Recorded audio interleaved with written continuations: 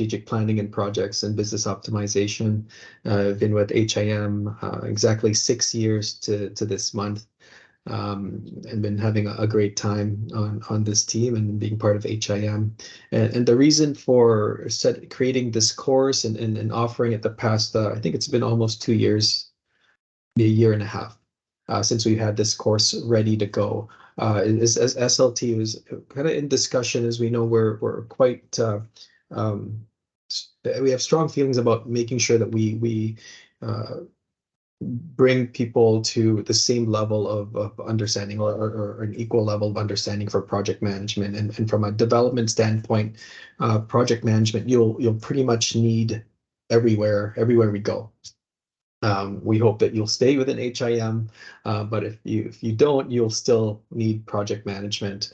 Even if we consider ourselves kind of an operations type of service, project management will give you a really good foundation for making decisions, of applying structure, and as well as communication. And that's what, for the most part, what our leaders come to expect. Whenever I'm presenting how a project is doing, I'm using the same nomenclature and understanding of the process, so that they can understand where the project is at. And then it also helps you stay on your toes and know how to react with some of the questions they ask. It's really kind of centered on project management concepts and principles. So I'm looking forward to teaching this course today.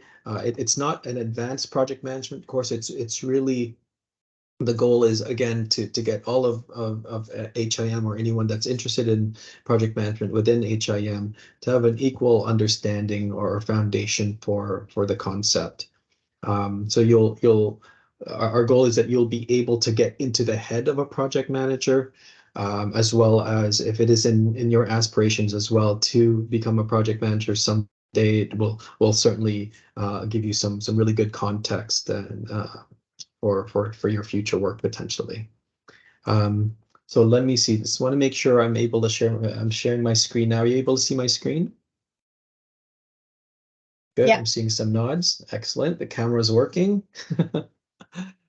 So let's do a quick round of intros. From my understanding, I love the registration, data quality, and standards team, by the way. You guys are super strong. I've worked with Karen David since, I want to say, 2007.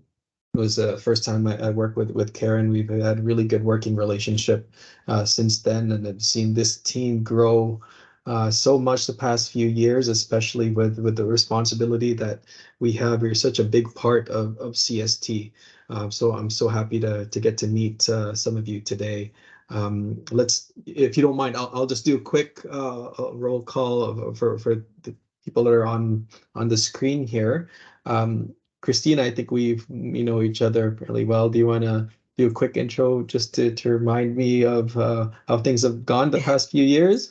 Oh, I know, right? It's craziness. So I started almost 14 years ago, actually. So Amazing. I started in health records, and then moved into registration, a few sites. My last big site was Surrey Emerge for 7 years. The last 2 of that was the audit clerk.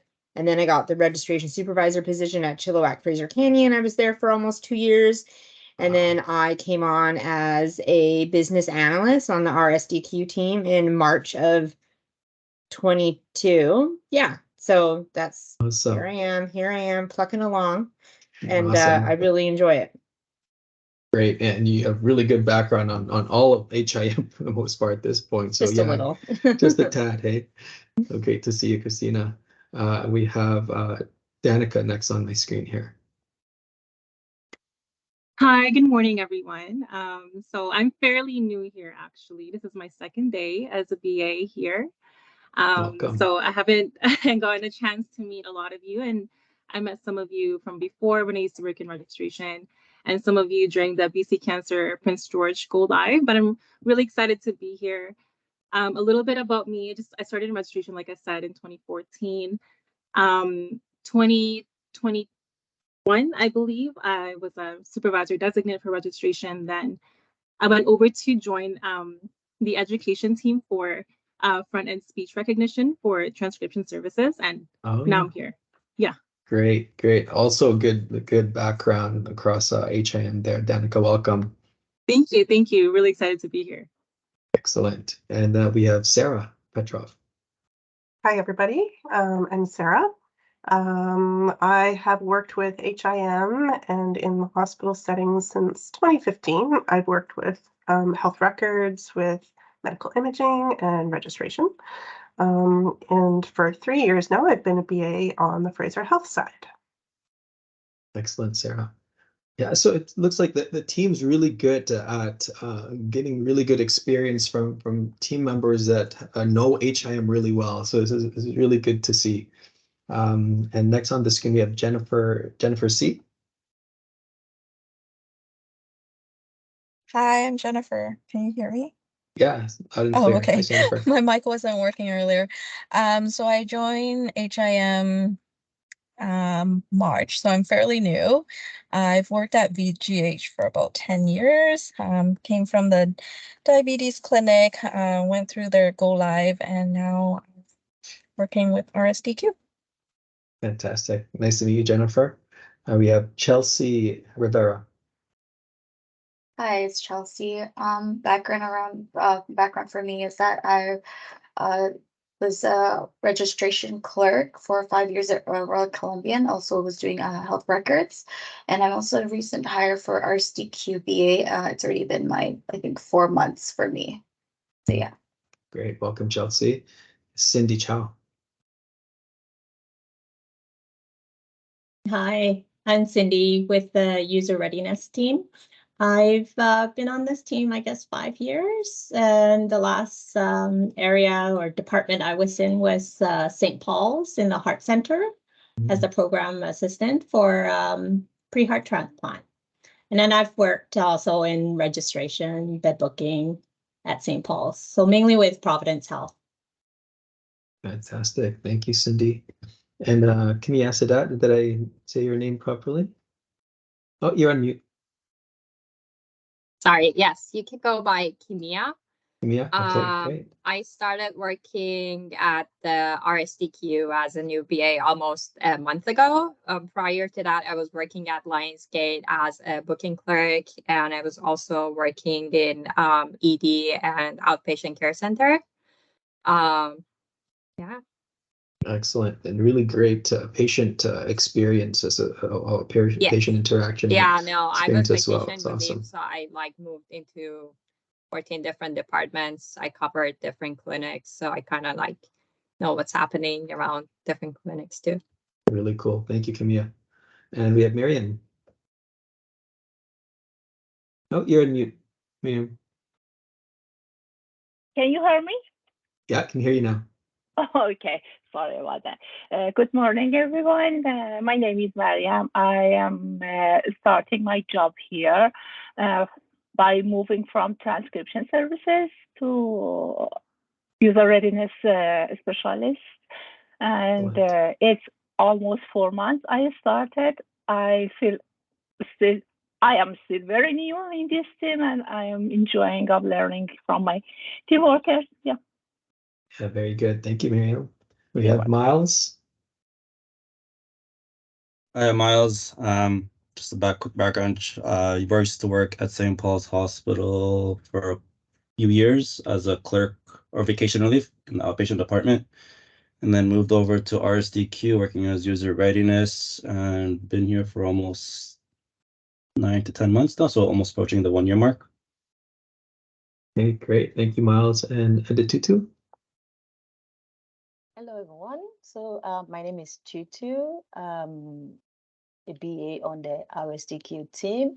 I started as a BA in March, I believe March of this year, so I'm still new too. But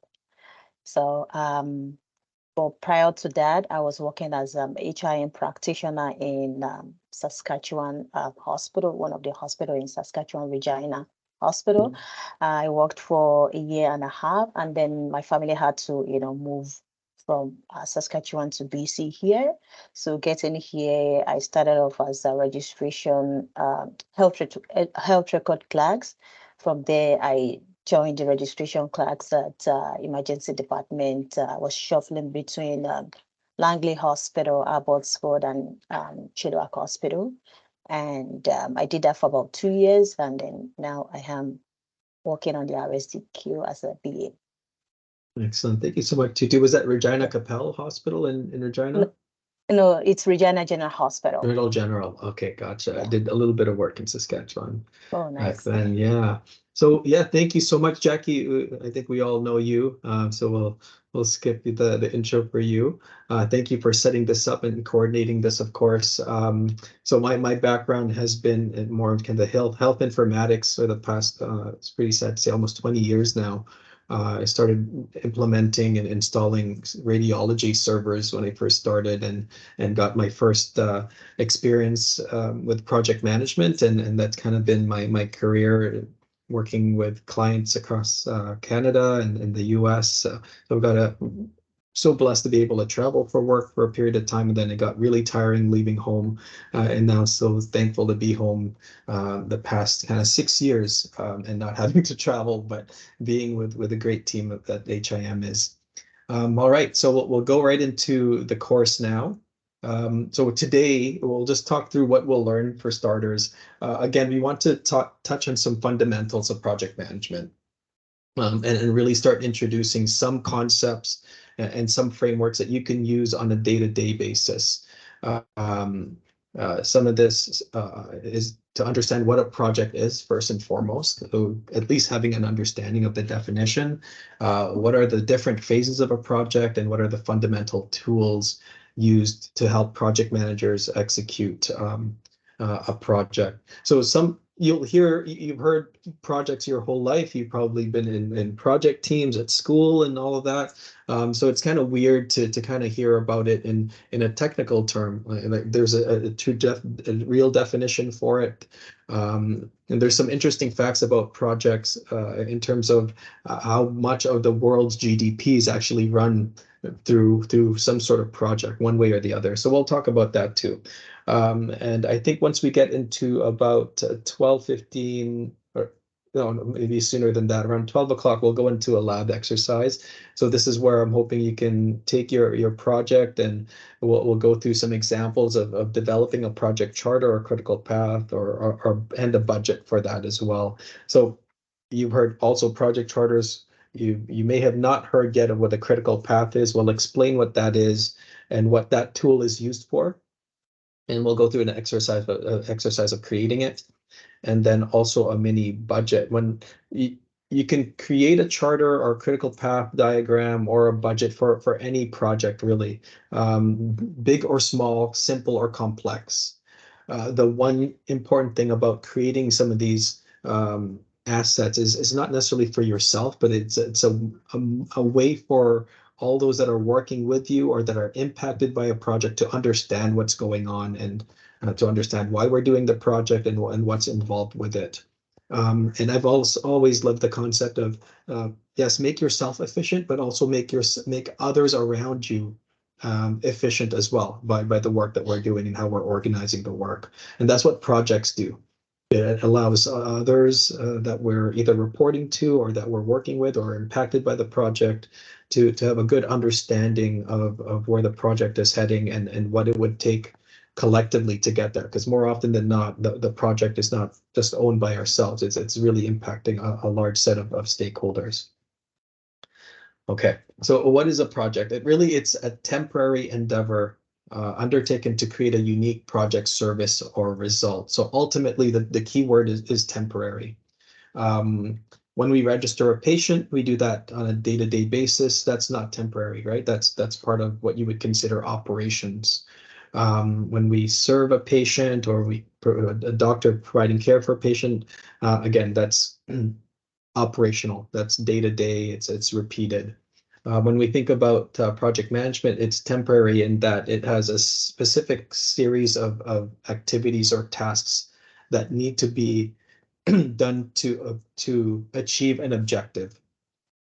Okay, typically it also has a start date and an end date, and it's very important that you have some of these key milestones clearly identified, so that you can also define the outcomes you want out of a project. So it still seems a little bit abstract with this definition. If there's anything that you want to take away from this specific slide, is that a project is temporary. Right, it comes in, it's almost like a SWAT team. It has a specific objective, they meet the objective and they're out. And of course, start date, end date, etc. So temporary is what a project is. And of course, it's not a routine activity like me logging on to check on a specific report on a daily basis and monitoring something. That's what you would call more of an operational task. So just wanted to compare and contrast that here a little bit. So of course, I mentioned some examples of projects can be very big or very small. I wouldn't want to put in your head that a project needs to be large. It needs to be a set budget, it needs to be complex. That's not the case. Ultimately, if it's a temporary endeavor, then it's a project. It can be as simple as baking a cake, building a bridge, or something even more complex in our world, which is upgrading or implementing a clinical information system across multiple hospitals and multiple health authorities. Can be as complex or as simple as that. For today's sake, we're going to follow that baking a cake through.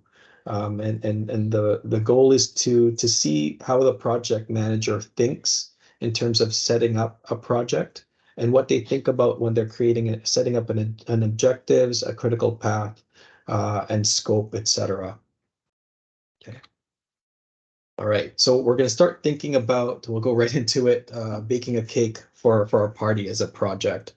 And typically when I hear of something of temporary nature, I think already project. So our family goes on a trip with my siblings every year. I'm oldest of 5. And typically we would rent an Airbnb. We've been doing this for the past 5 years, and we'll pick a place somewhere in BC that we'd like to explore, and we'll all 20 of us will rent a house together with like 8 to 9 kids. So it's really fun. The not so fun part for people that are participating is I treat it as a project. So they all know that, okay, Andy's going to set up a budget for this. We're putting some sort of schedule so that we have all the planning in place for this trip. And typically you start asking, as soon as you hear of a project and you're looking to set up this as a structured project, start asking those questions like, how many people are going for this cake and for this party? How many people are going to the party? Does anyone have any allergies or dietary restrictions? Are we making a plain cake, or is it going to be some sort of specific flavor? How much will it cost? Start thinking about these questions that you would naturally ask, of course, and start structuring how you're asking these questions. And the easy way to structure, when you hear of someone approaching you that, you want to start this project, maybe you want to buy a new car. All right, do you have a whole bunch of questions to ask? Well, the best way is think about it in this method, which is, what is the output? What is the main objective or goal that you want to achieve? Input, what are the things you need in order to reach those goals or objectives? And then what is the method by which it's more of the how are we going to approach that project? If you kind of think about the project that you have in mind, and start thinking about the output is fairly straightforward. It's typically the title of the project. Sometimes it's not as clear, but if you're thinking of a simpler project, the output should be fairly straightforward.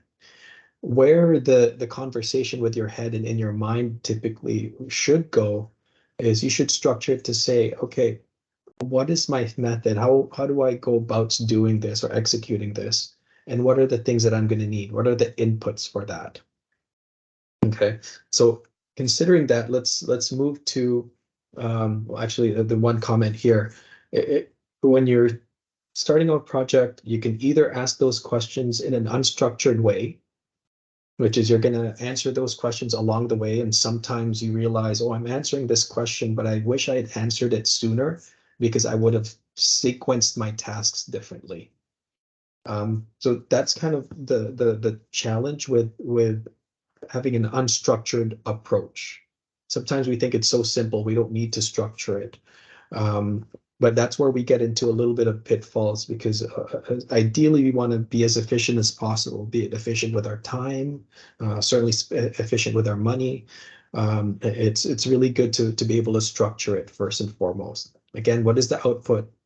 What is the how? How are we at least have an idea of how you're going to approach this project, and what tools you need or what input you need to execute the project.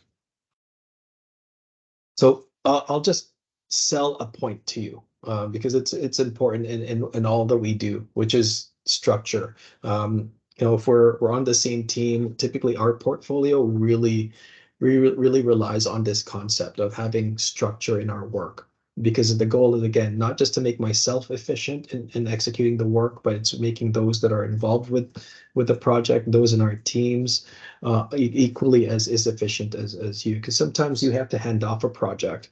Maybe Miles starts something and then has to hand it off over to Cindy. If you have the structure, that transition should be fairly smooth, right? So it serves as really good management tool. It serves also structure in the decision making, because often we're not making decisions on our own. We're making that decision as a group. And it improves, of course, the communication. Okay, again, still abstract. Now you're asking yourself, okay, how do we structure a project then? Okay, so how are projects structured? Typically, it's not typically, all projects should have these phases or stages in the project. And today we'll talk about a good way to structure any project, big or small, into phases. Okay, and then the assets are, again, the tools.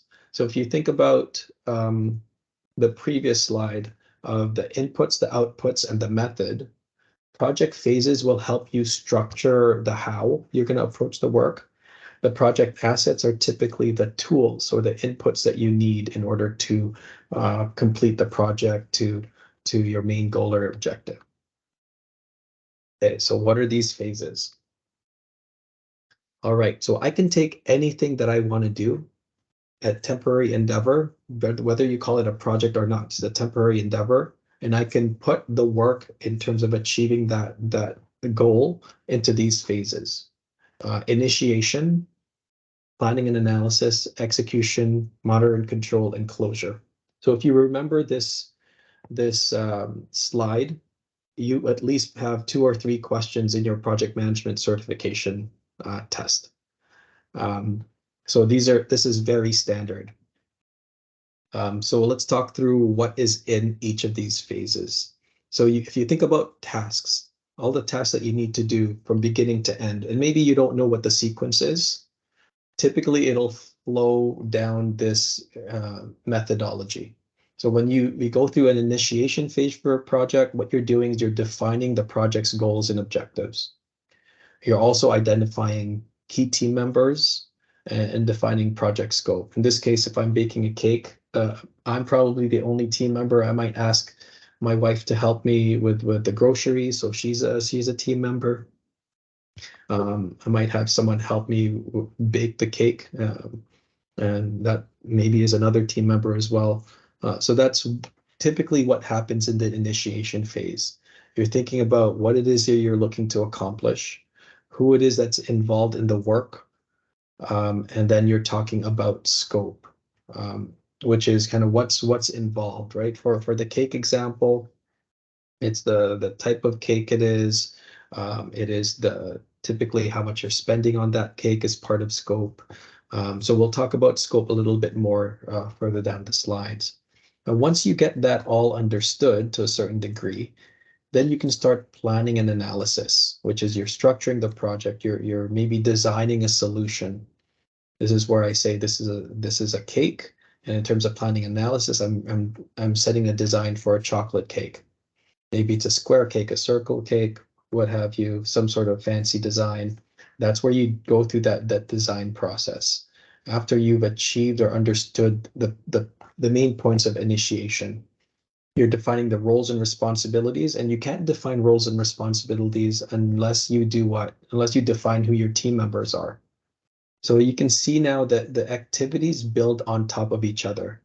If you attempt to go from initiation and go right into, okay, I'm going to start implementing, or start executing, you'll miss a whole bunch of steps here in planning and analysis that's going to bite you at the end. So sometimes when we do take something temporary, and sometimes it is a small set of work, you'll face sometimes some people telling you that, oh, why are you going through all that work or planning when the work is really sometimes small enough. So you kind of have to play it by ear, but typically if you go through this process, it should save you some time with the projects that you're running, and also will give you a good understanding of what it is that you're planning to do. Okay, so when we go into execution, most of the design work is already done, and it's really execution from that point on.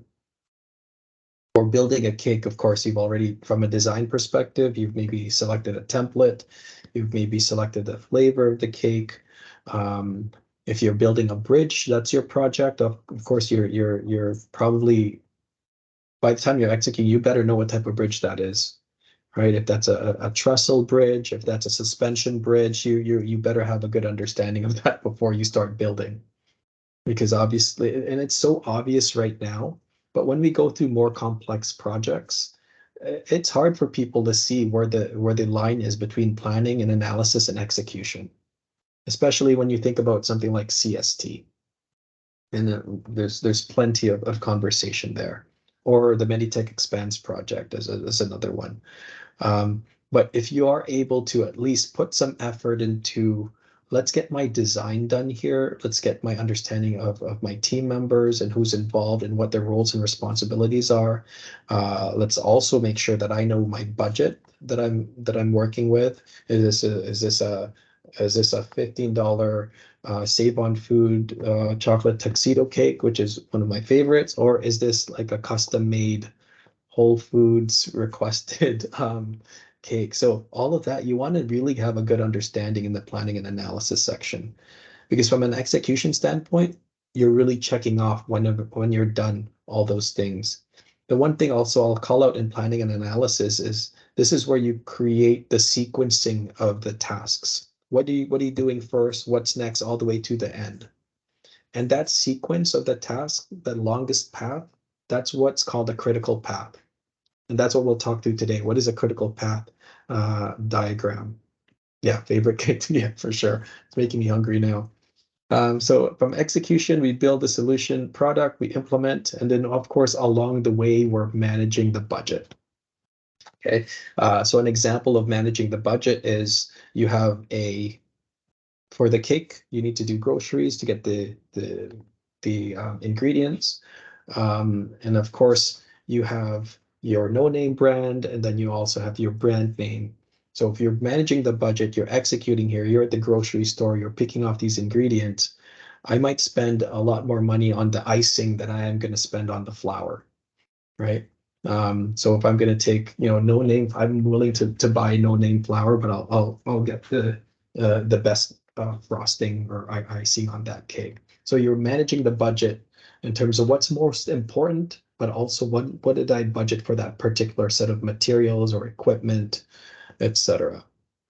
So if you're building a bridge, then of course you're not going to skimp out on your trusses and the road. I might skimp out a little bit on the paint that goes on it, but I'm definitely not going to impact the integrity of the bridge. So that's budget management, knowing where you might have some give or take in terms of your budget, and then executing against that. And once you're executing, you can sometimes see this monitoring and controlling somewhat running in parallel with execution, which is how is the project going? Have I spent 50% of my budget and I'm only at 10% of the work done? So some of those more complex concepts of the project, which is value-based projects or time to value, which is typically I ask myself, how much work have I completed and how much of the budget have I spent? If I'm 10% of the work done and I've already spent 75% of the budget, I'm going to worry a little bit. But if you're somewhat in line, with the work and the budget, or you have a really good understanding of how much you're going to spend at the beginning of the project versus the middle versus the end, and you realize, most of the budget is being spent at the last third of the project schedule, then maybe you're okay with the mix of project completion and budget expenditures. So those are the things you kind of start thinking about when you're in this monitoring and controlling phase, because you want to inform your team of how that's going. And then you're also informing them of, so here's some of the risks that we have, of course, especially from a budget perspective. Again, does that work completed versus the budget expenses to date align? And if it doesn't, maybe it's still per plan, but at least you'll have a way to explain that to your team and to your leaders as well. And if we're not leading the project ourselves, we keep the project manager accountable for that, right? We should ask those questions. And so that we can get an understanding of what things we can do to help certain situations along. And then lastly, you always want to go through, from a closure perspective, it's all about learning from your project and what you can do with the next project in terms of improving your process, okay, and your team's process. So if there's anything in this whole slide deck that I would print out and put near my computer, this would probably be it. Hopefully someone like me would have this memorized by now. Thankfully I do. I think I do. But this is good information to have. And if you plan to pursue project management certification or PMP, this is certainly very much a foundation. It's definitely going to be a question that you're going to be asked. And I hear that TESC is a lot more difficult now than when I took it in 2007. So keep that in mind as well. All right, so project phases. We went from how do we structure, or what questions do we ask about a project, and what's a good structured approach to that. And when you understand your outputs, your inputs, and your method, you can start thinking about the tasks that you need to do and start putting it into these phases, right? And then for each phase, maybe the initiation, you're defining those goals, you're identifying the teams, then you're moving into designing your product or your solution. Once you have a design done, you're going to implement. You're going to spend money in order to implement or put work effort in place so that you're executing that work. And then you're monitoring along the way. Okay. So project phases: initiation, planning and analysis, execution, monitoring and controlling, and then closure there. All right. So in terms of project assets, these are tools that you want to build or have available to you. Typically, the tools that we use in our team, we reuse over and over. So one tool could be a critical path diagram. One tool could be a project charter. One tool could be a budget spreadsheet. And that's why I mentioned it in the beginning. These tools you'll use at different extent depending on what the project needs. So let me say an example. So my screwdriver in the garage, I use that for a lot of things. Ideally, it's used for screwing screws into a wall, but sometimes I'll use it to bang something and use it like a hammer. Ideally, I don't do that, but sometimes that's what's available to you right away, and you use it because it'll still work. So that's why I would like for you to think about these project tools or assets as tools in your toolbox. And with every project that you encounter, let's say a project charter, you're going to develop a project charter for one project to another, at least you'll know what's in the project charter, like what are the sections and why they're important. And we'll talk about that today. The critical path diagram as well will be used, let's say, for anyone that's building a bridge or putting an implementation plan together for CST, to implementing a new system for let's say front-end speech recognition. Maybe you'll still reuse these tools. Okay. So within the toolbox, there are some common tools within a project. And again, those tools are the project charter, In HIM, we use this tool very much. It's called the critical path diagram, especially when you're running a project within the strategic planning and projects portfolio. We'll use a critical path diagram almost 90% of the time to articulate a project. And we'll show you an example of one today. And then a budget spreadsheet as well, typically we'll create. So know that those tools exist. When you have a project that's impacting you, the project manager should have these things in place, and you can ask for it, right? So if Jennifer is running a project, I would typically ask, hey, do you have a project schedule that I can get from you so that I can keep these things in mind? So this information will also arm you or inform you in terms of what you should expect from a good project manager and what information you should expect to get from them. Okay, so as I said, some common project assets and when they're usually used. So now we're merging these project phases, and now we're talking about some of these tools that are used and when and what part of the project they're used. Okay, so here we have a project charter. Typically, when you have those questions that you're running in your head about how the project is going to start, again, input, output, and method, you're putting that information in a project charter. Now, why would you do that? Again, it's not just for yourself as a project manager. It's really for the team that's involved in the project, as well as the leaders that need to approve the work and approve the funding. If you don't have it written down, there's no way typically a project will get approved, especially if you're relying on an organization's money to execute that work. So when we're running a project, one example is in coding, we're doing a project called computer assisted coding. So HIM and Shelley and Monique had this idea, we should implement this new tool to help coders. Like we all agree. Do we have the money for it? No, we don't. We don't have money for that internally. So what was our process to get money? Is we have to go to the finance departments at each of the 4 health authorities. And what we have to do is present a case to them that this is a good thing to do for HIM. This is how much savings we're going to get. Here are our goals for the project. Here's how we're going to approach the project. That's all written down in a project charter or a business case. And then we're submitting it to them. They review it. And if they don't agree with you in a certain point there, they'll ask you questions.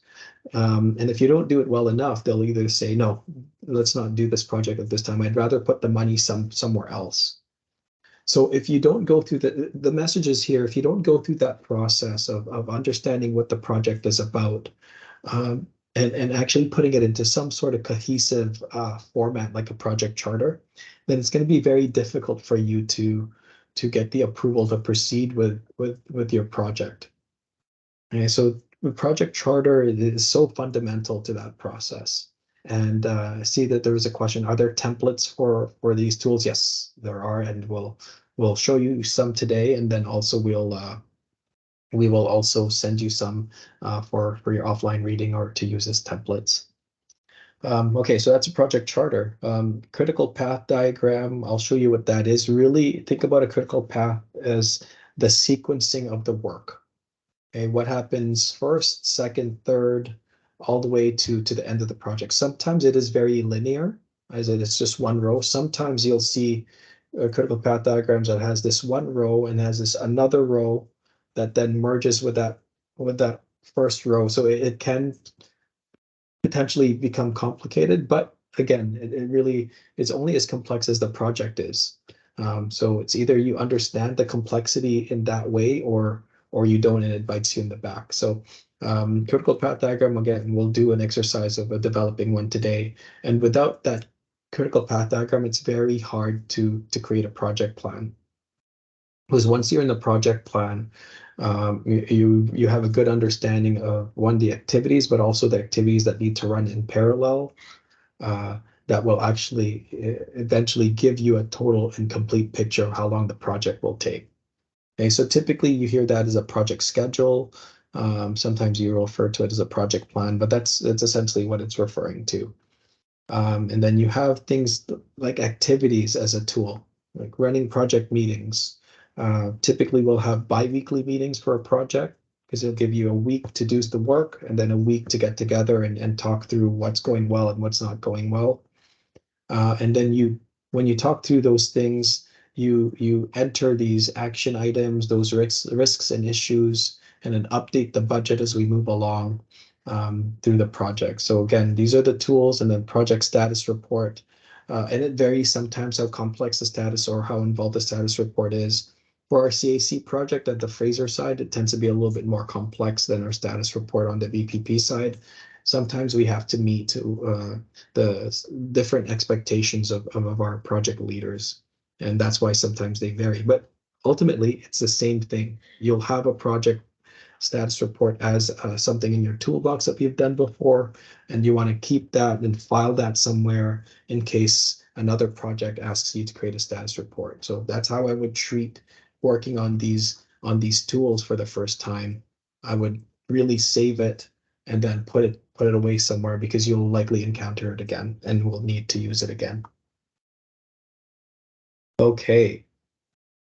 So here is when we talk through the project charter.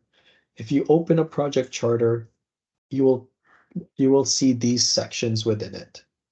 So imagine us going to finance, maybe it's a Vancouver Coastal Finance Department, finance leads, and we're talking through a project called computer assisted coding. Once they read the project charter, they'll understand the purpose of why we're doing the project. They'll know the objectives of what we want to achieve through this project, the scope and deliverables, what are the boundaries of this project, like, or this will only impact coders, it's not going to impact physicians or nurses. Because if they don't have that understanding, they typically will say, okay, who did you talk to? Did you talk to a physician leader about this? Did you talk to a nursing leadership about this?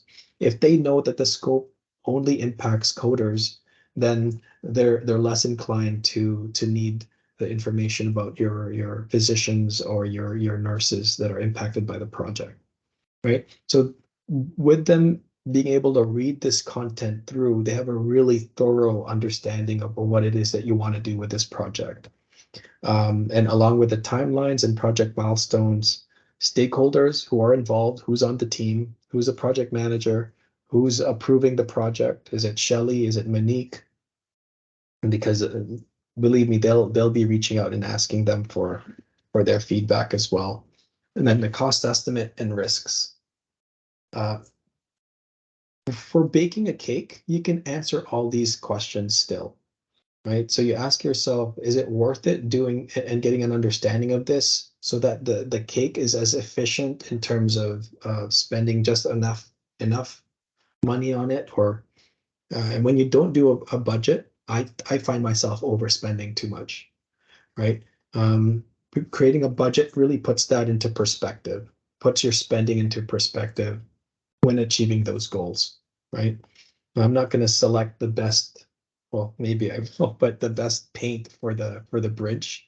But I'm really going to spend more of the budget and making sure that the integrity of the structure is really strong, right? So it really puts things into perspective in terms of where you want to spend the most money and where you want to maybe just spend what's adequate. Okay. So project charter, think about answering these questions. And when you open a project charter and you're reading it, maybe it's a project that exists today, knowing what it's aiming to answer. So these questions here is the purpose, is the why. Stakeholders are obviously who's involved. And it's not just who's involved, it's also who's impacted. So yeah, I think this is a good slide to really have a good understanding of a project charter. So if you do have an opportunity to read one and to review it, I would do that, because if you are pursuing a career in project management, you're going to need to be very comfortable with this and being able to articulate and communicate it. Okay. So what about some other assets? Well, we talked about the critical path diagram. If you don't have this section of the project charter well understood, it's going to be very difficult to create this critical path diagram. Okay, and again, the critical path diagram is the sequencing of the work that needs to occur. If you don't understand your objectives, how are you going to put the sequencing together, and how are you going to know when you reach the end? If you don't have a good understanding of your scope, then obviously that's not going to be able to help guide you in terms of what activities are needed and the purpose of the why. You know, by the time you reach the end of that diagram, have you achieved the purpose of the why of the project and its objectives? So this is the message that if you don't do the project charter well, and it doesn't necessarily mean this is like a 30-page document. It could be as simple as a half a page. If you're able to put all this information in a page, then that's fine. The measure of the success of a project charter is not by its length. It's by the content and by how it guides these other assets that you're going to need to develop. Like a critical path diagram will feed your project schedule, your project plan, and then also your timelines as well as your budget. Okay.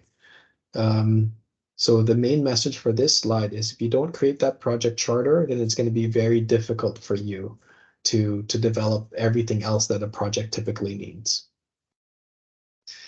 So in terms of baking a cake, we've got our chocolate cake. We want to have a great time at the party. That's the main why of this. Maybe it's a birthday party. My scope, I already have a good understanding of. It's a chocolate cake. I think I selected a square rectangular cake. I'm probably going to have 20 people there, so that's probably going to be enough to feed everyone at least one piece. So all of those pieces of information is going to inform this project charter and all of these other project assets. And then, of course, what you want to do is keep in mind the risks that you have. Maybe I have an oven that's maybe 10 degrees colder than what it has on the reading. So how are you going to adjust to that risk? If I know it's 10 degrees, then I'm going to set it at 10 degrees higher than what I would typically bake a cake at. So those are some risks. If you consider risks or issues, you should look at it in terms of how does that inform how I'm going about executing this project. So it's important also to keep an eye on what the risks are as you see them at the beginning of the project, as you plan for it. All right. So let me pause here. I think we have till 12:30, right, Jackie? Correct me if I'm wrong. But what I'd like to do is go through the lab exercise. I do want to give a quick breather here for you because I've been talking too much and I annoy myself most of the time when I do that. So are there any immediate questions that the group has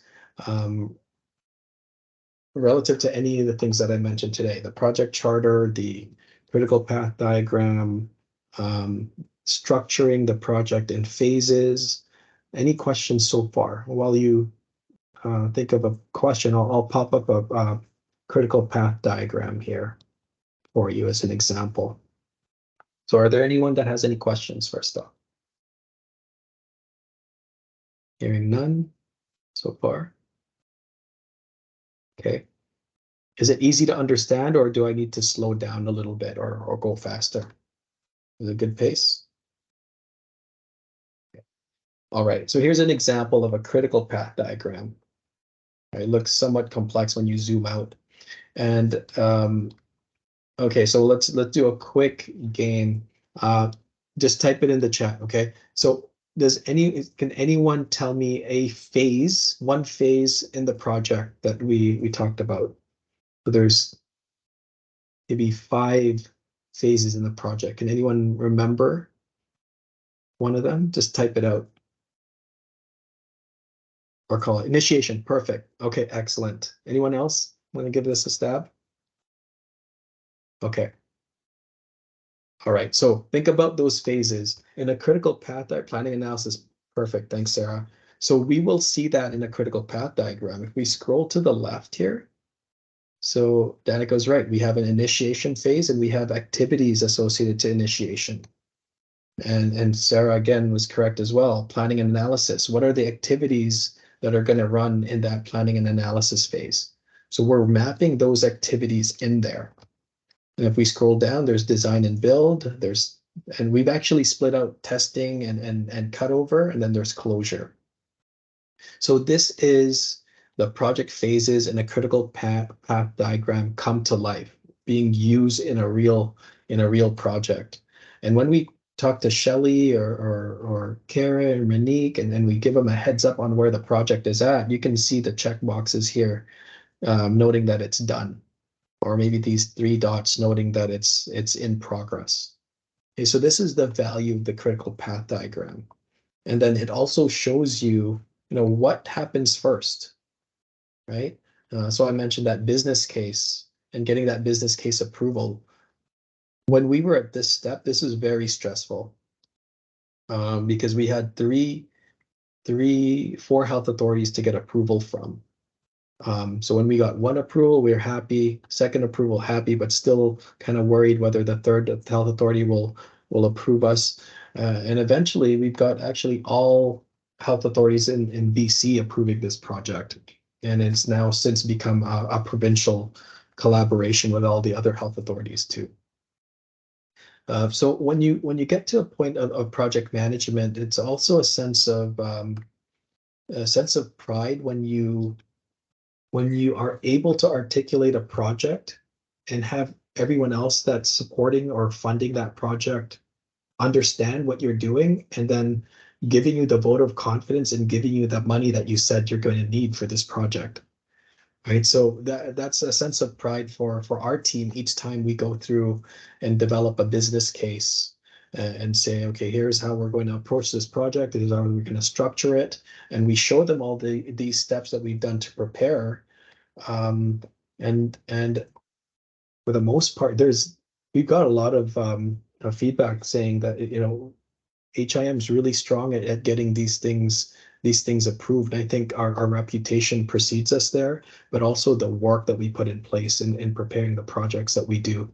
And this is one of the examples of why you won't typically see a critical path diagram from all projects, but if you'll note, the projects that run through SPP will definitely have this. And if we're betting at 100% in terms of project approvals the past 6 years so far, thankfully.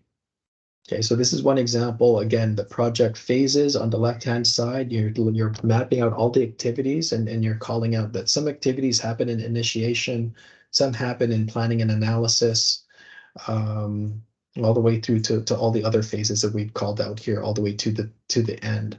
I think the project so far, I think across the province is about 3 million that we're implementing. Probably 4 million if I can remember correctly. Yeah, and we've recently come back from the eHealth in Toronto, and we presented our work there. So again, very proud of the team and the work that's been put in place. I'll give you a quick show of a project charter here as well. So this is a project charter for a quality indicators dashboard. So here is, we're creating a dashboard that will show how we measure quality. So it could be something like, if we see a discharge summary that's missing out of a patient's chart, then we'll be able to list all those patients where there's a missing discharge summary, so that can be fixed by the providers or by the doctors, and that patient can be discharged and be on their way. So here's a dashboard project, and we started back in January of last year. Does anyone remember one thing in a project charter that should exist from that slide? Any takers here? What's one we could? Yeah, exactly. Purpose is one. Anyone else?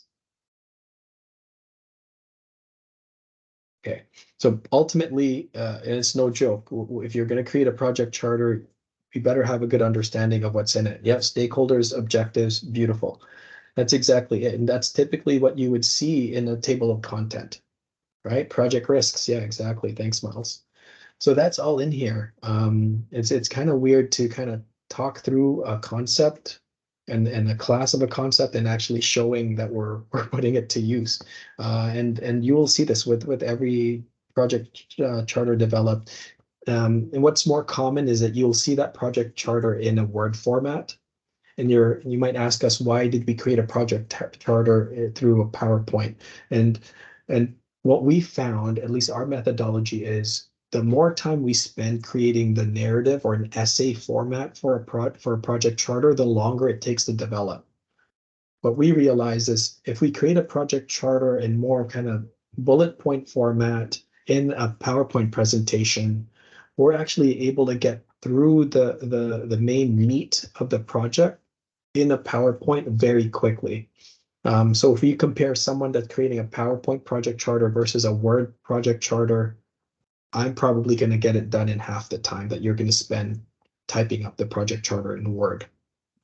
Okay, so that's a consideration. If you're planning something, it doesn't need to be a 30-page, 5-page project charter. You can put it in a PowerPoint format and really bulletize all the things that you know about the project and just start putting it into the sections here. So background and drivers, we can otherwise call purpose. Why are we doing this? So I'll just explain this one quickly because I think it's important of how we articulate the purpose of a project. And your eyes should be drawn to the bolded points here. Point 1 is that HIM are the stewards of the patient's chart, right? And that also informs a great deal of what you do on the registration team. Historically, patient quality management has been a paper process. So if we were to look for a missing discharge summary, we're going to open a physical paper chart and read through it and say, okay, I'm missing a discharge summary. But now, because everything is electronic, we can run queries for endless amounts of charts and find very quickly where there's missing a discharge summary. So we want to take advantage of not evolving our quality measures electronically, because now it's less burdensome to find those errors than it was when everything was on paper. Okay, so we want to enhance and monitor the quality of patient's chart. We want to identify those so that we can fix them right away. I know a big part of what RSDQ does is remediate those patient identity issues and errors, right? So we might make a dashboard relative to that as well. And who's approving this and who's informing this work and directing it is a Children and Women's Health Records Committee. And of course, our health records leadership team, we have Sharon Bajent there, and the rest of the leadership team for records management. So if I skim through this quickly, I can probably also read a project charter quicker in PowerPoint than I would read in a Word format. I can see my objectives here, develop a chart quality dashboard. We want it to be actionable so that it can be remediated and we can enforce training. We want to assess current pain points in terms of patient chart quality. And then also we want to create a template for future dashboards as well. Okay, so I can read that very quickly. If I was reading a 2-page kind of narrative on this, it's probably going to be much longer, right? So I can skim through what's in scope, what's out of scope, what's the sequencing, how are we going to approach this work? So it's all articulated in here, and I can skim through it. And in all honesty, if I got this file for the first time, it would probably take me about 10 to 15 minutes to really understand it versus reading a 30-page charter that's going to take, an hour or so. So I would encourage you, if you're going to create a project charter, just take this template, take this table of contents, make a slide for each one, and start writing your thoughts on that slide. Okay, so think about your project and start filling in contents. That's essentially, if you have to leave this class now, and a project comes to you and been assigned to you, get excited about it and then start creating that project charter. That's kind of where everything else stems from. Okay, so I think we've got the 1 hour mark here. Now we have the rest of the time to spend on our lab. I'm going to open up our lab. So you can go ahead and open your lab materials right now. And hopefully there's less of Andy talking and give you a chance to give this a try as well. Okay, so does everyone have the slide deck up? You should see a slide that says HM projects and new course lab exercise, project charter, critical path, and budget. So we're going to attempt to create a project charter, attempt to create a critical path diagram, and attempt to create a budget for that. Okay, just raise your hands up if you have any issues getting to this presentation. Maybe Jackie, if you can send it to them if there's any issues there. Seems like everyone's got it. Okay, so developing a project charter will be our first exercise. We're going to do that in one slide. And we'll do a critical path diagram in one slide, and then a budget in one slide as well. Okay, so for your project, go to slide 2 here and start, well, first off, name your project. Maybe let's give 2 minutes. I'm going to call you out and you can just tell me what your project is you're attempting to think about at least. Miles had a really good answer earlier. So Miles, what's your project on? Project Lake Day, going to the lake. Oh, nice. Okay, yeah, that's good. I love going to the lake. What's your favorite lake in the Lower Mainland you go to? Recently went to Alouette Lake. Nice. Yeah, I'm planning to go to Hayward Lake in the next couple of weeks here, the last bit of the summer. So really beautiful area. Okay, great. Going to the lake. So you got to plan that trip. What do you need, etc. Okay, good one. We'll see. Tutu, what's your project?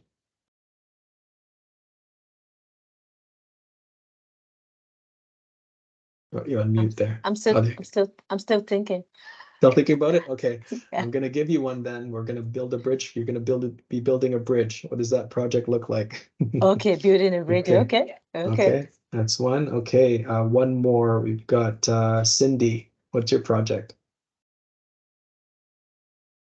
Pineapple buns for high tea. Oh, nice. Is that a real one? Because I'll love to Yeah, have that's a some. real one. It's coming up on the weekend.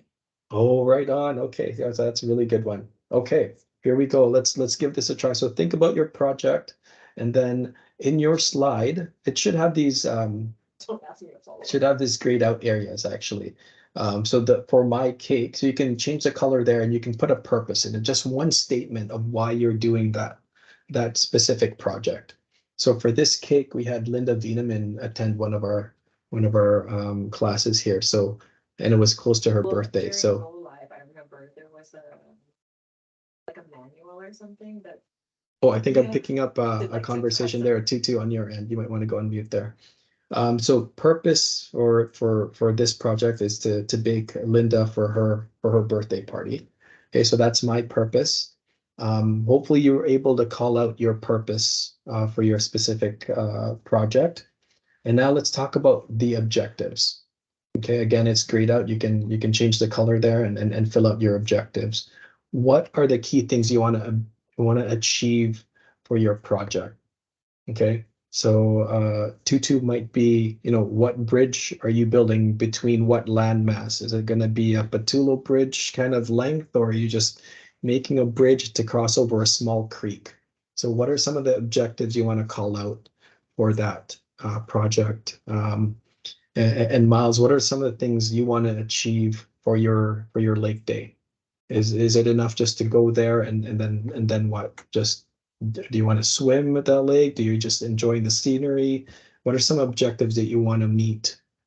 And then Cindy, for you, it's like, how many people are you feeding, right? So for me, it's pretty much okay. I wanna make a moist cake here. I want to feed at least 20 people is my objective. And I want the party to happen on November 3rd. So I've got some time for sure here. So when you write those objectives, it should spark some thoughts in your head, right? Especially when we talk about number of people impacted or involved, and then also the date of when it's going to happen. It should spark some ideas. Like 20 people, then that's a fairly big cake to me. I want a moist cake, so I'm going to maybe focus on the ingredients that are going to achieve these objectives. Typically, you need some sort of of fat to put into the cake to make it as moist as possible, right? So you're starting to spark those thoughts, and you want to feed that conversation in your head, because what is that going to inform? It's going to inform the scope and your deliverables, right? It's going to inform the first one. It will inform my recipe for sure. The second objective is definitely going to inform my grocery list, right? And of course, the centerpiece of the whole project, the cake itself, is in scope. So so some of you didn't call out your project, but maybe call out someone just to kind of talk about what would you list as an objective related to your project, and maybe what scope would you need to consider to achieve that objective. Let's see, Christina, do you have a project there, and what objective did you call out for yours? So my husband, who I dearly love, sprung it on me last night that one of the games that he plays on his PlayStation 4 is being upgraded. And with the newer version, you can't play it on PlayStation 4. You need a PlayStation 5. So he would like to get a PlayStation 5. You know how expensive those things are? Holy doodles. Googled last night, like almost $700. I was like, oh my God. So I did mine to buy my husband a PlayStation 5. And so a couple of my objectives I put in is to be able to purchase before the end of the year. Good. And then I also put where to find the extra money to cover the cost. Good. Because we recently bought a house and moved in April. So we're house poor now. And also paying for my daughter's trip to go to Europe next year. And there's just a lot going on. So he told me to forget about it, but I would honestly really like to make it work for him because it's important to him, and he games with his buddy up north. So it's his best friend. So trying to be the awesome wife that I am over here. You sound awesome. PlayStation and a trip, man. Well, yeah, our daughter is going to Europe with school next year, so we started paying for that in June. It ain't cheap either. So, but she's super excited. So going to Paris and Spain.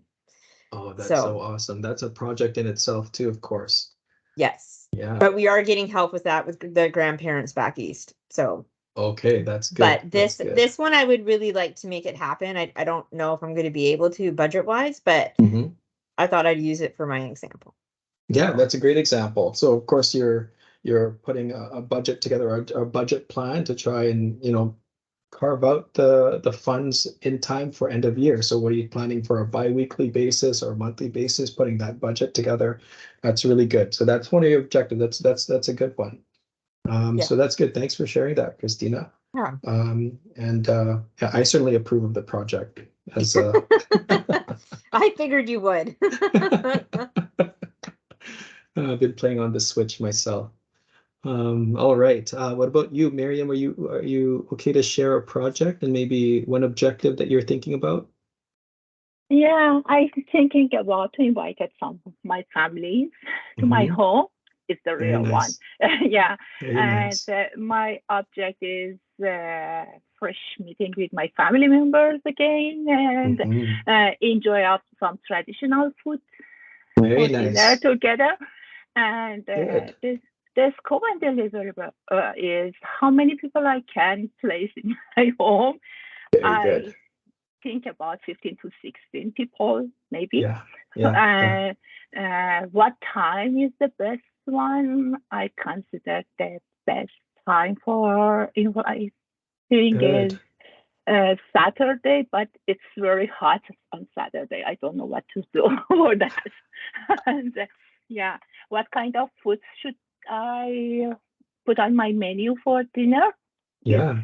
The other things and what kind of entertainment for them I can consider.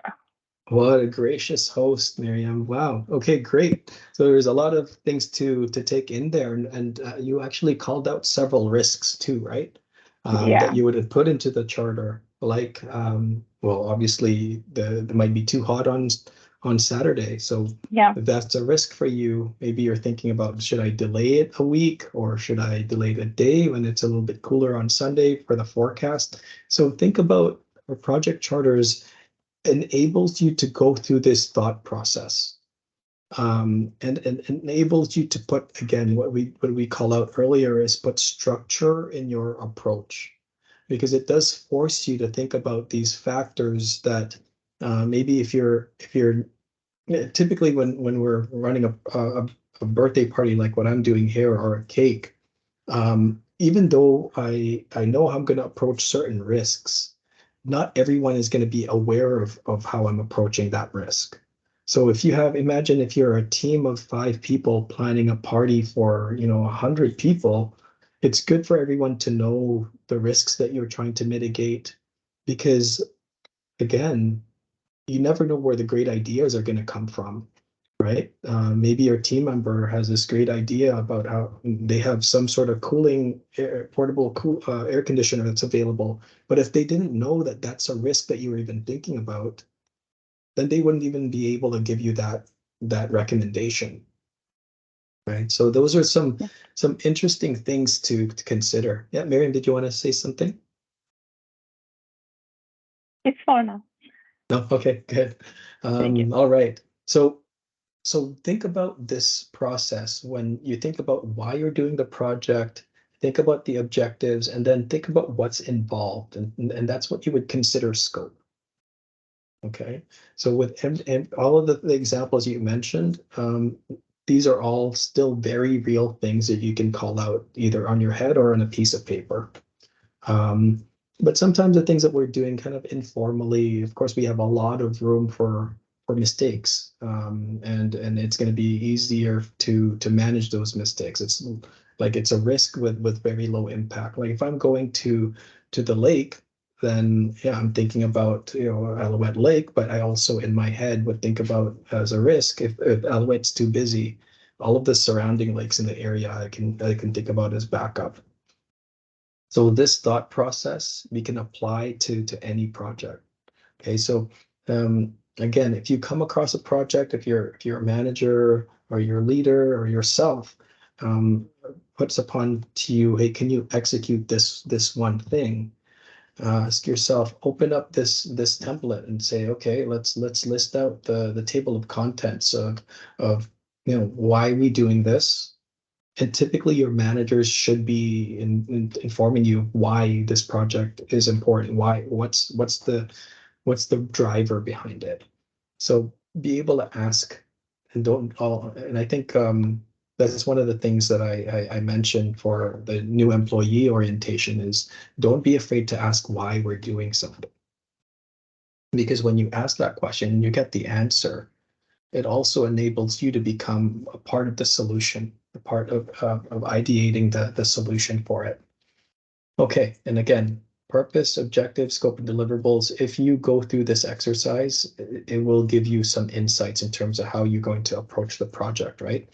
And of course, you know that there's more sections to the charter. So let's do something here. Let's take this example and don't delete it. We're actually going to need it here. We're going to create a critical path diagram for this. Okay, so here's a critical path. I'm just going to grade, if I have a way to grade this out actually. Okay, let's do that. So the first step that I take with any project is create a project charter, because one, it'll give you again the process of thinking through the why, and then what are my main objectives? How would I break that project down into objectives? And then what is the scope associated with that? And so after you create the project charter, to me, I'm assembling my team. So when I assemble my team, it's typically just me, maybe my wife's helping me with groceries and the baking. So I have a team member of 2. Okay. And then I'll do kind of obtain my recipe somehow. I'm going to search online, etc. So the way a project critical path starts off is it's not, it certainly doesn't start in this nice and neat diagram.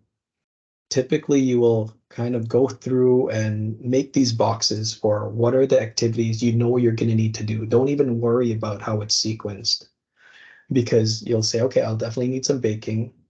I definitely need a recipe. I definitely need to do groceries. I need to get a list done. So you'll have all of these, and I would just plot them out. It doesn't matter what the sequence is. And then the best part about creating a critical path diagram is then you take these bunch of boxes and you try to sequence them, move them around. And that's why, again, doing it in PowerPoint is very helpful, because you can literally move things around. Say, well, I got to bake. Well, before I bake, I definitely need a grocery list first. Before I need the groceries, I definitely need a recipe. So that starts to pardon the pun, bake itself, because you're sequencing the work in that manner. And by the time you complete that exercise of moving the boxes where you think they need to go, you end up with a critical path diagram to the end. Right? So you walk it through, and once it's done to this level, you walk it through. So charter, yeah, assemble team, obtain recipe. Yeah, this is all making sense now. It does flow very nicely for the sequencing. Okay. And then what the next step is, sometimes you won't even have the duration in your first draft. Once you have the sequencing done, then you can estimate some duration. And that's typically what I put as a second row. This is 2 weeks, this is 5 days, this is 3 hours. So I'm not even going to count 3 hours. I'm just going to make that 1 day. Okay.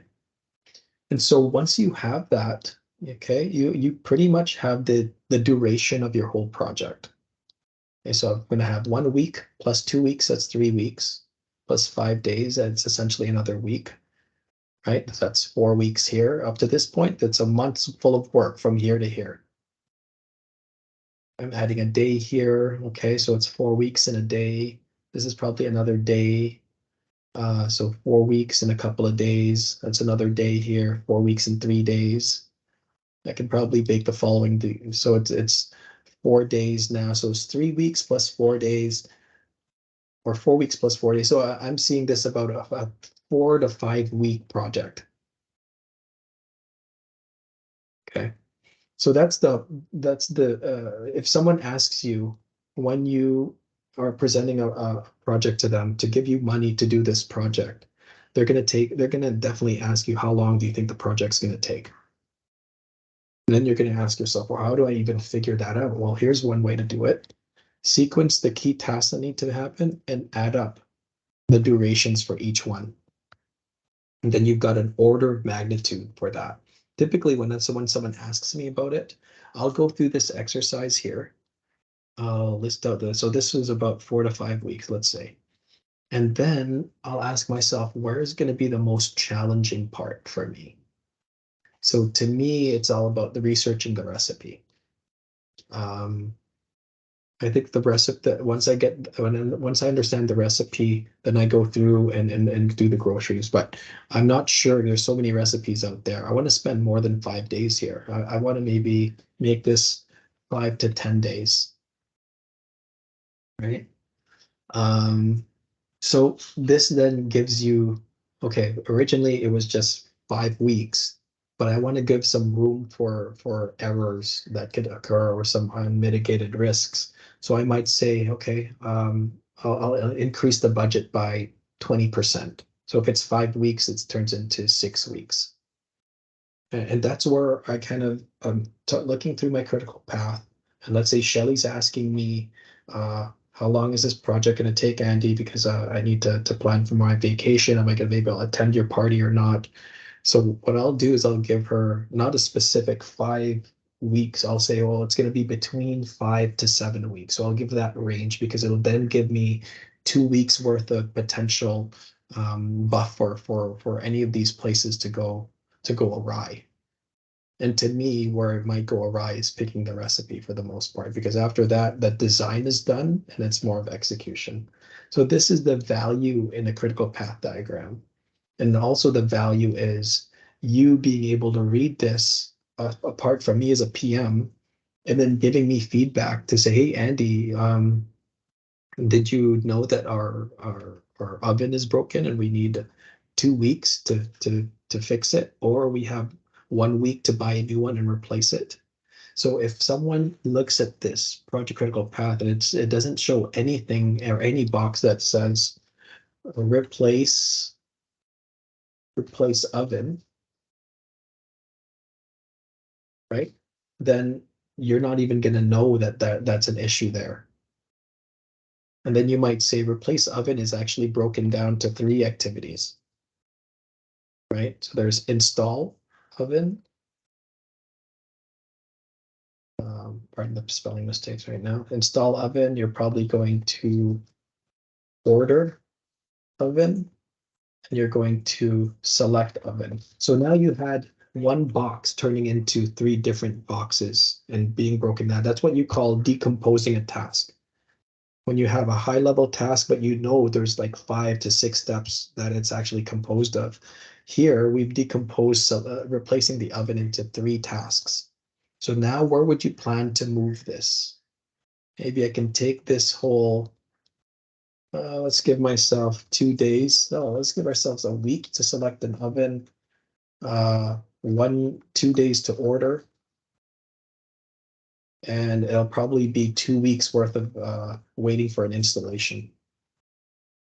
So now I have about a 3-week activity that I need to insert here. So what I would then do with this activity is I'd say, okay, well, I need to assemble a team anyways. Maybe I can put these 3 weeks like running in parallel with assembling a team. I could potentially start and go back to my original schedule at this point here. Okay. So does that make sense, that process that we went through? That's what PMs do with the schedule all the time.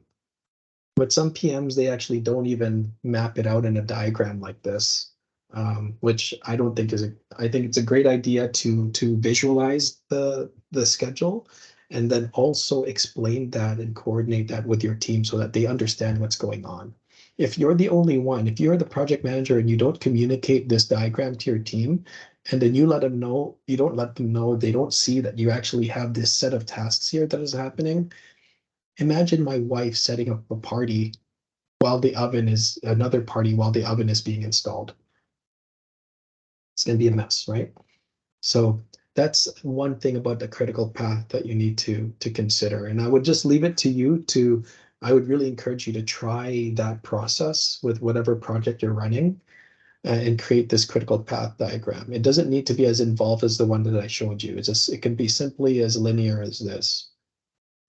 And when you're creating a budget, and I know we've got 5 minutes left here, there's a couple of things to consider, especially when you're running a project at work. Typically, we break down a budget. When you're thinking about what you're going to spend, think about it in this way. What are the labor and non-labor budget items? So when you think about labor, think about the people that are going to do the work, right? So you need a project manager, you need an executive chef, you need a taste tester, I don't know. But that's what you would consider labor. And the reason why you want to break this down is because it's especially more important from a work perspective when we're doing work or projects in our day-to-day jobs, is because there's different ways for finance or for HIM to help with that project, depending on whether it's labor or non-labor activity. If it's non-labor, and let's say you're missing some resources, typically you can approach your leaders, be it Jackie, be it Karen, be it Shelly or myself, say, hey, Andy, we want to run this project and you approved it and you agree that we need to do it, but we're lacking resources. Then we're going to ask, well, what type of resources are you lacking, or where do you need some help? Because we might say, okay, yeah, the project manager is no longer available, he's on vacation. Then we can say, well, you know what, we have Bonnie available for us to help project manage that. And then we can think about the cost. You originally had, let's say, maybe $100 called up for Andy, an expensive PM. Now you have Bonnie that's equally available and not as expensive. Maybe we give you that resource in kind, which means that's a free resource to your project. So now you have $100 that you would have planned to spend on labor that you can put towards non-labor stuff. Like you need to buy a baking pan, you need to buy flour. Maybe you're going to buy the best frosting available there because you have an extra $100 of some truffle oil or something. So think about budgets, especially when we're thinking about projects at work, labor versus non-labor. And then when you're articulating your challenges with budget and finding funding for that, this is a good way to articulate where your challenges are. Typically, you'll say, hey, Andy, I have some issues from a labor budget perspective or a non-labor. I know it's something that you'll have to purchase because we have different funding sources for these. So yeah, so that's budget. To me, if you can call out labor versus non-labor, I think you're a good way in terms of getting that project off the ground. Okay, so I'm just going to recap our lab exercise, right? We went from creating a project charter to getting a good understanding of objectives and scope, to taking that information and developing a critical path diagram and what it's used for. And then even creating a budget, creating a list of things that you need to have or to buy to execute the project, and estimating costs, right? Just put some dollar value and then total it all up. And once you have a total for non-labor and labor, typically that's your overall project cost. Okay. So I know that was a lot, and sometimes it's hard to take a concept in and kind of think about, oh, I don't know if I'm going to need to do this right away. But don't think of it as you need to project manage a project right away. Think about it in a sense that you're going to be involved in a project fairly quickly, or you're already involved in a project. And because you're involved in the project, you should have an expectation that this process was done for that project. There should be a project charter. There should be an understanding of scope. There should be an understanding of timelines and how it came to be. So yeah, think about it that way. And what can you contribute to the project, knowing what you know now and how a project is structured and managed. So I'll leave it with you to attempt that. And if you have any questions, let's say if you have a project that comes up and you say, hey, Andy, I want to structure this project. How would you approach it? You have some templates for me? Please don't hesitate to reach out. Send an email to me and say, hey, Andy, what are your thoughts about this? And this is how I'm thinking of approaching the project, or this is the project that's happening and that's impacting our team. What things do you want to do? What should we watch out for that you've seen in your work? And also, if you want some advice, if you do want to pursue project management or just hear about our team, please feel free to reach out. And I hope that this exercise and this course just gives you kind of that baseline understanding of a project, and you can build on top of this information. And if there's any project management questions that you have, be it certifications or some good courses to take to help with that, please let me know. Otherwise, I'm hoping that this is as fruitful as we hope it would have been going through this exercise today with you. Do you have any questions? I'm happy to spend extra. Actually, I'm free till 1 o'clock, so we'll target to end this in the next 5 minutes. Does anyone have any questions or comments? Anything anyone's curious about? Hearing none, I'm probably taking you away from your lunch, so I'm going to try not to do that anymore. So Jackie, we'll end the call here, and if there's any assets that you'd like, feel free to email me, and I can send those samples to you. Otherwise, again, feel free to reach out, or we're happy to help in your project needs. Great. Thank you so much for taking out the time, Andy, and doing this for us and giving us our own individual one. It was awesome. Thank you. My pleasure. My pleasure. Okay. Have a great day, everybody. Feel free to reach out anytime. Thank you. Okay. Thank you, Andy. Bye Appreciate now. it. Welcome. Bye. Bye.